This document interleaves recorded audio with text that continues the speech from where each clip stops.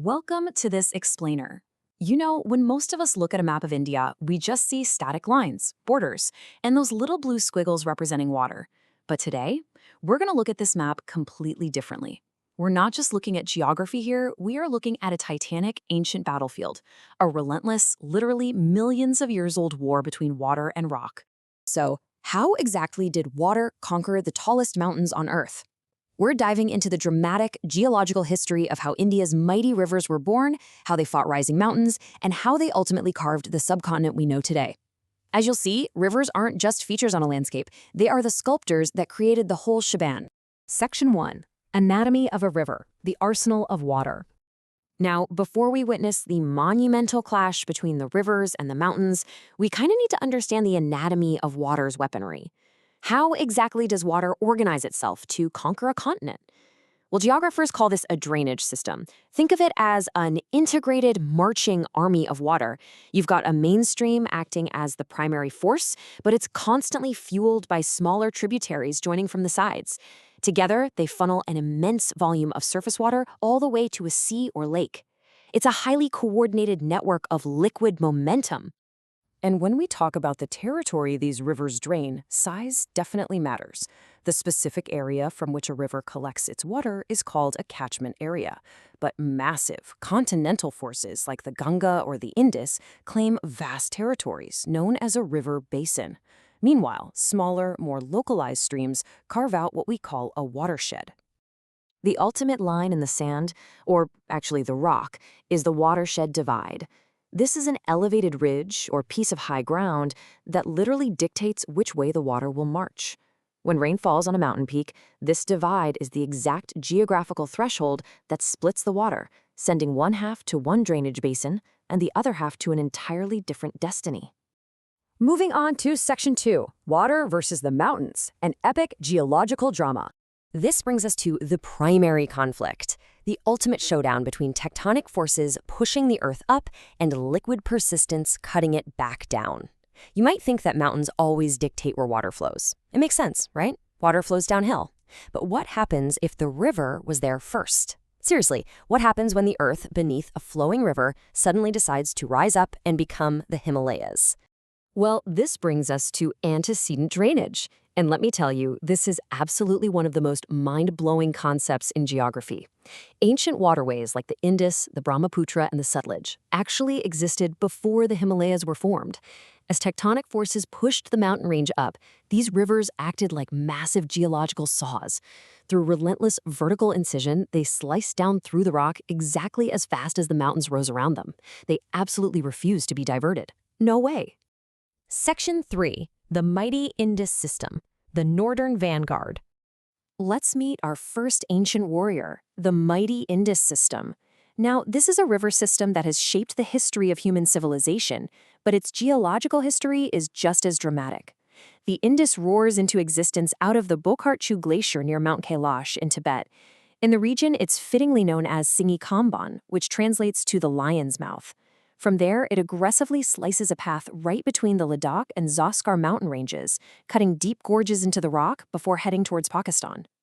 As the Indus flows, it absorbs massive reinforcements from its left bank. We're talking about the 5 legendary tributaries that shape the entire northwestern landscape of the subcontinent: the Jhelum, the Chenab, the Ravi, the Beas, and the Sutlej. The Sutlej, by the way, is another one of those incredible antecedent rivers that originates all the way back in Tibet at the Raksha-style lake, slicing right through the Shipki-Lab Pass in the Himalayas. And you know, the creation of the largest Indus tributary is a drama all on its own. High up in the mountains, 2 roaring streams known as the Chandra and the Bhaga originate on either side of the Baralacha Pass. They violently collide and merge at a place called Tandi.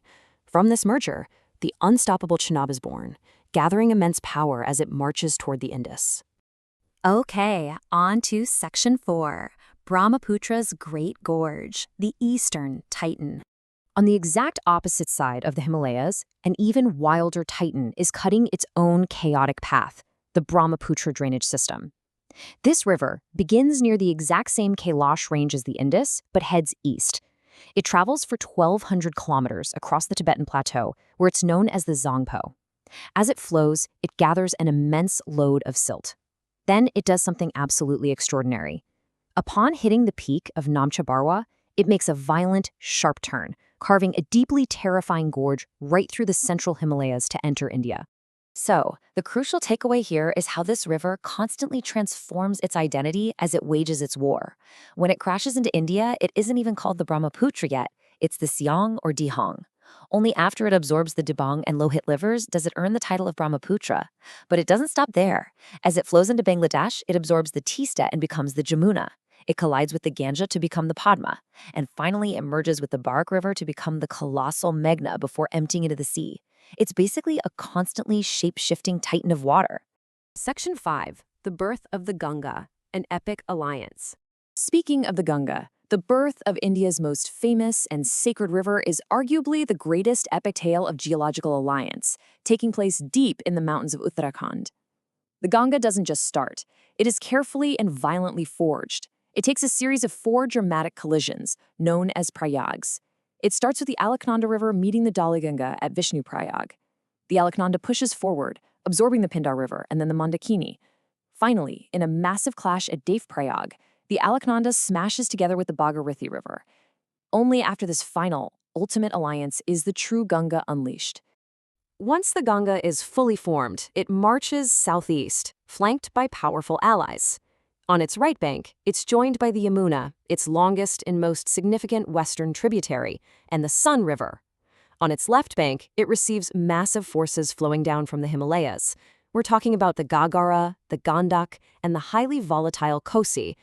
The Kosi is an antecedent river, so prone to flooding, it's historically known as the Sorrow of Bengal. Section 6. The Ancient Peninsular Rivers, the Mature Giants. Now, let's leave the dramatic, youthful violence of the Himalayas behind and look southward. Here, we meet the ancient, mature giants of the peninsular drainage system. These rivers run entirely different campaigns. The vast majority of them, like the Godavari, Krishna, Mahanadi, and Kaveri, flow eastward across the plateau to empty into the Bay of Bengal. But then you have the fiercely independent Narmada and Tapi rivers. They fight their way west to the Arabian Sea. The Narmada is famously trapped, flowing perfectly in the Rift Valley, directly between the Vindhyan and Satpura mountain ranges. Notice the sheer contrast in the life cycle of these systems. The Himalayan rivers are in their geological youth. They are fast, perennial rock smashers, fed constantly by glaciers, carving deep, V-shaped valleys and creating massive erosion. The peninsular rivers, on the other hand, they're much older. They are in a mature stage, flowing through broader, shallower valleys. Because they rely heavily on rainfall rather than glaciers, their power pulses directly with the seasonal heartbeat of the monsoon. As we wrap up this explainer, I want to leave you with this thought. The rivers of India aren't just water flowing to the sea.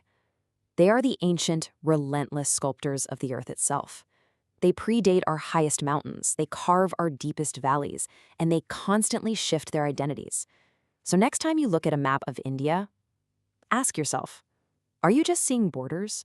Or are you finally seeing the dramatic, millions of years old battlefield between water and rock?